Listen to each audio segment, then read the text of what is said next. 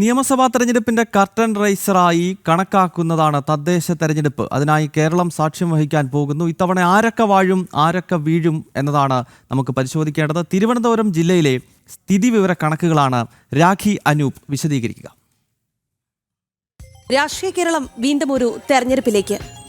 17,337 ഗ്രാമപഞ്ചായത്ത് വാർഡുകൾ, 2,267 ബ്ലോക്ക് പഞ്ചായത്ത് ഡിവിഷനുകൾ, 336 ജില്ലാ പഞ്ചായത്ത് ഡിവിഷനുകൾ, കോർപ്പറേഷനിലും മുനിസിപ്പാലിറ്റികളിലുമായി 1,627 വാർഡുകൾ. മുൻ തെരഞ്ഞെടുപ്പുകളേക്കാൾ 1,600 വാർഡുകൾ ഇത്തവണ അധികം. സംസ്ഥാന ചരിത്രത്തിലെ തന്നെ ഏറ്റവും വലിയ തെരഞ്ഞെടുപ്പ്. തിരുവനന്തപുരം ജില്ലയിലെ സ്ഥിതി വിവര കണക്കുകൾ പരിശോധിക്കാം. Corporation 100 ward. വാർഡ് പുനർനിർണയത്തിൽ ഒരു വാർഡ് കൂടി 101 ആകും. കഴിഞ്ഞ 30 വർഷമായി തിരുവനന്തപുരം നഗരസഭയിൽ ഇടതു ഭരണം. കക്ഷിനിലയിലേക്ക് വന്നാൽ LDF 56, BJP 34, UDF 10. മുഖ്യ പ്രതിപക്ഷമായ BJP ഇത്തവണ കൂടുതൽ സീറ്റുകൾ നേടി ഭരണം ഉറപ്പിക്കുകയാണ് ലക്ഷ്യമിടുന്നത്. കഴിഞ്ഞ 2 തവണയും 35 സീറ്റെന്ന മികച്ച മുന്നേറ്റമുണ്ടാക്കി BJPക്കുള്ളത് 70 A+ മണ്ഡലങ്ങൾ. കഴിഞ്ഞ തവണ 10 സീറ്റുകളിലേക്ക് ചുരുങ്ങിയ UDF സ്ഥിതി മെച്ചപ്പെടുത്താനുള്ള നെട്ടോട്ടത്തിലുമാണ്.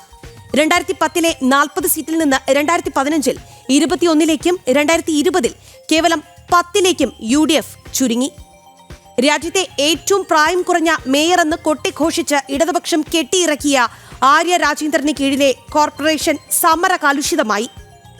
SC/ST ഫണ്ട് തട്ടിപ്പ്, പിൻവാതിൽ നിയമന വിവാദം, ശുചീകരണ തൊഴിലാളികളുടെ നിയമന വിവാദം, സ്കൂളുകളിലേക്കുള്ള ലാപ്ടോപ്പ് വിതരണത്തെ ചൊല്ലിയുള്ള വിവാദം, മേയർ KSRTC ഡ്രൈവർ തർക്കം, ഇങ്ങനെ പോകുന്നു വിവാദങ്ങളുടെ കഥ. തിരുവനന്തപുരത്ത് 4 മുനിസിപ്പാലിറ്റികൾ: വർക്കല, ആറ്റിങ്ങൽ, നെടുമങ്ങാട്, നെയ്യാറ്റിൻകര. Varkala municipality 33 ward.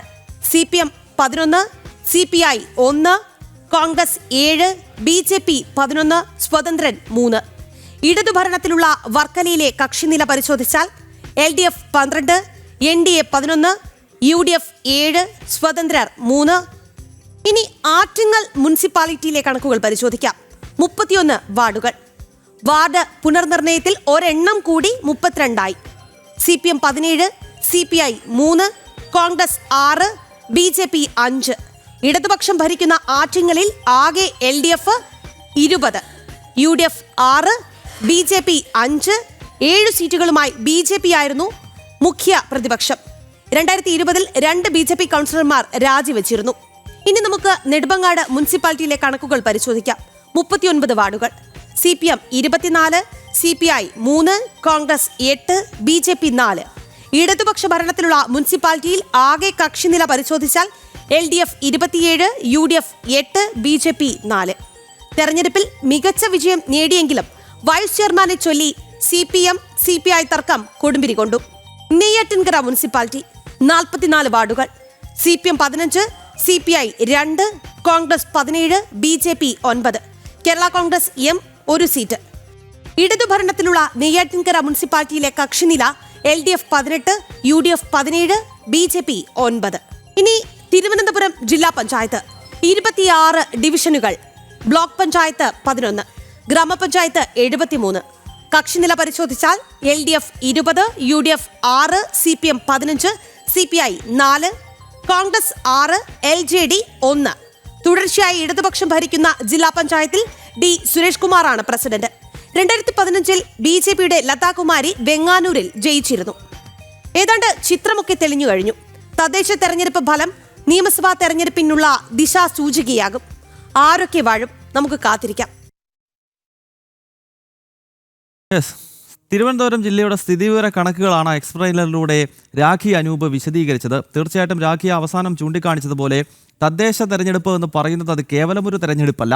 തദ്ദേശ തെരഞ്ഞെടുപ്പ് കഴിഞ്ഞാൽ ഏതാണ്ട് 3 മാസം കഴിയുമ്പോൾ വളരെ പ്രധാനപ്പെട്ട നിയമസഭാ തെരഞ്ഞെടുപ്പ് വരികയാണ്. കേരളത്തെ സംബന്ധിച്ചിടത്തോളം ഹൈലി പൊളിറ്റിക്കലായിട്ടുള്ളൊരു സംസ്ഥാനമാണ്. ഒരുപക്ഷെ ഭാരതത്തിൽ മറ്റൊരു സംസ്ഥാനത്തും ഇല്ലാത്ത രീതിയിലുള്ള രാഷ്ട്രീയ അടിയൊഴുക്കുകളും രാഷ്ട്രീയ ചർച്ചകളും അങ്ങോട്ടും ഇങ്ങോട്ടുമുള്ള കൂറുമാറലും ഒക്കെ നടക്കുന്നൊരു സംസ്ഥാനമാണ്. 10 വർഷമായിട്ടുള്ള ഇടതുഭരണത്തിനെതിരെ വലിയ അമർഷം ജനങ്ങൾക്കിടയിലുണ്ട്.